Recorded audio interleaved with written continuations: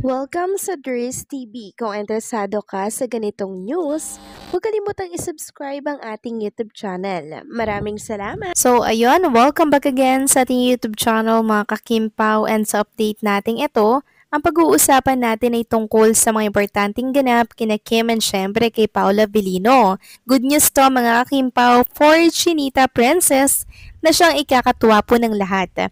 Pero bago natin pag-usapan yan, maraming salamat sa inyong patuloy na pagsuporta at pagsubaybay sa mga daily update natin. Kaya naman bilang pasasalamat, narito po ang mga napili kong komento patungkol yan sa naging previous update. Unang komento mula po ito kay Ban849. Sabi niya, "Hi Miss Ders, nakaka-good vibes morning sa ating mga kakimpaw. Nakaka-happy talaga mga nababasa sa mga vlog at pag-update nyo Miss Ders. Ders, love to hear, dito lang kami nakasupport sa ating mahal na idol Kim Pao. Basta ikakasaya ng dalawa. Ayun, masaya din kami.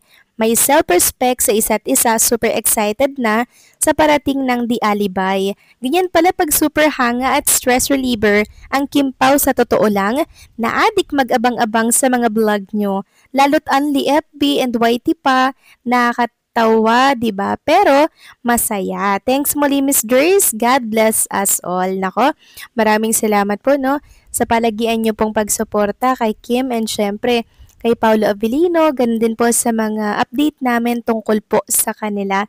Tama po kayo dyan, sobrang nakaka-good vibes na mga update for Kim and Paula Avellino. Wala na pong nega, di ba? Minsan na lang may nega, pero syempre yung nega na yun ay mula sa mga bashers na siyang hindi naman natin ito itinotolerate or masyadong pinapalaki, 'di ba? Kasi alam naman natin ang mga oldies natin dyan na seniors, ayaw pong ma-stress, gusto lagi ay good vibes. And syempre, yung mga nangyayari po kay Kim and Paula Avellino, good vibes lang din po.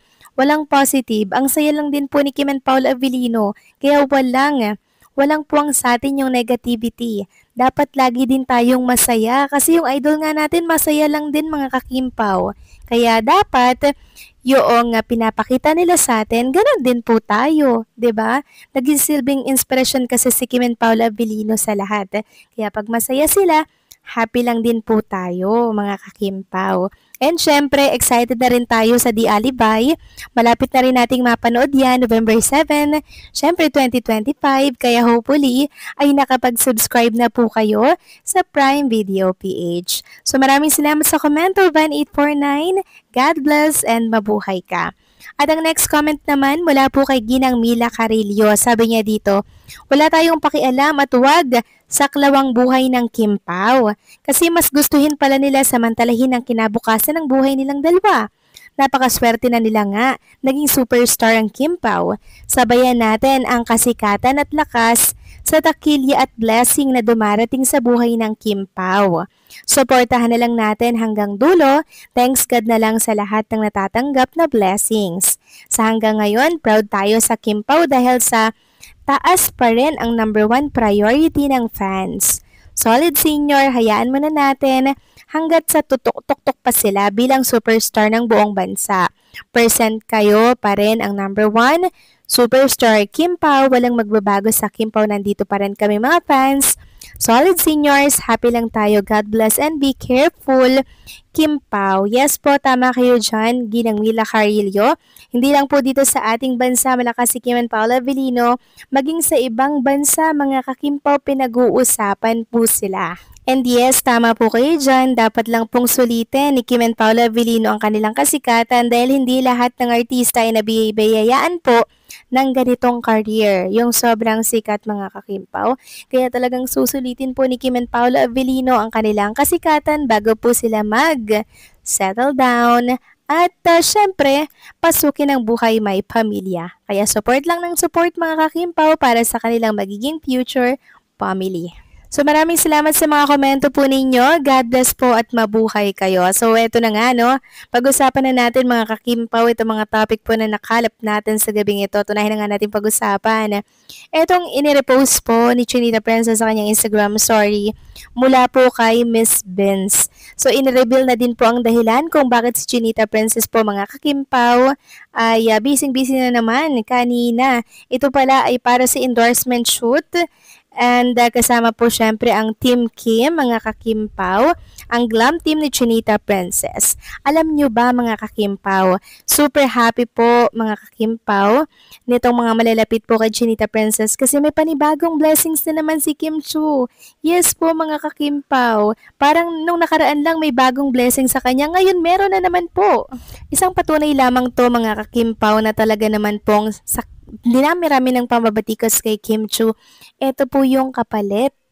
More blessings, more endorsement po ang nakukuha ni Kim Chu sa mga naglalakihan pong brand. Kaya hindi na lamang siguro pinapansin ni Chinita Princess yung mga pambabatikos sa kanya. Diba sa kanilang dalawa ni Paula Avellino? Kasi alam po ni Kim Chu na pag may pambabatikos, may kapalit na blessings. Katulad ngayon, meron pong bumalik kay Chinita Princess mga kakimpaw. Nakaka-happy. Happy ako na i-share sa inyo mga kakimpaw na muli pong nagbabalik ang isang brand kay Kim Chu na dati niya na rin pong nahawakan. Ito po yung Hair Picks endorsement. Meron na naman siyang commercial para sa Hair Picks. Dati pala siyang naging endorsement na nito mga kakimpaw. Sabi kasi dito sa post ni Jem, wow, she's back in Hair Picks endorsement. Congratulations, Kimi. Ibig sabihin, kinuha siyang muli. Ito po yung bumalik muli kay Chinita Princess, mga kakimpaw. At ito, ipapakita ko po sa inyo ang mga behind the scene na photoshoot ni Chinita Princess. Hawak-hawak po ang hair picks na yan. Ayan, pak ang sexy ni Chinita Princess. Sino ka dyan, mga kakimpaw? So, nakakatuwa lang, no? Kasi another blessings na naman po ang nakuha ni Chinita Princess. Alam niyo po ba itong hair picks mga kakimpaw? Ito po ay isang brand ng treatment, hair coloring para po sa mga hair natin. So ito po yun mga kakimpaw. Pwede niyo po yung bilhin para syempre mag-DIY kayo. Tapos para hindi na kayo pumunta sa mga salon, pwede niyo po yung i-avail mga kakimpaw. May pangkulay. Siyempre, may treatment, may shampoo. So, nakakatuwa lang kasi bagay na bagay kay Chinita Princess etong hair picks.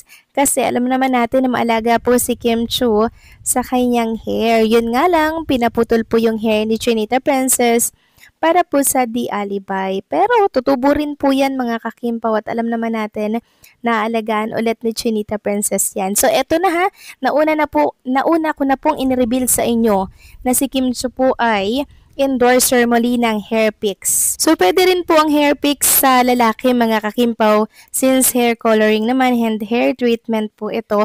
Sana kinuha nila si Paula Avellino. Yan po ang sabi ng ilang mga netizens. Sana nga mga kakimpaw, no? Bakit ba hindi nila sinasama si Paula Avellino sa bawat endorsement ni Chinita Princess? Knowing Kim Pao, malakas po yan, di ba? So, congratulations kay Chinita Princess. Deserve niya ang panibagong blessings na to. So, anong say niyo dito? Please comment down below.